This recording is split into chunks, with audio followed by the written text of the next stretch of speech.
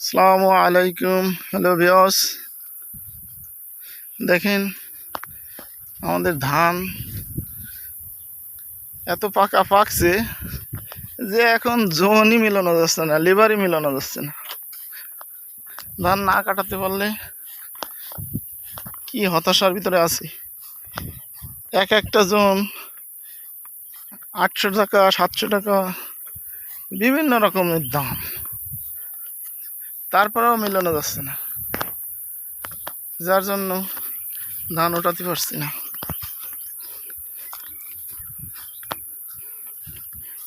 এমন তো অবস্থায় লিভার সংকট, এদিকে আবহাওয়া, ওয়েদার আবহাওয়া খুব এখন ভালো, তা তখন ভালো না।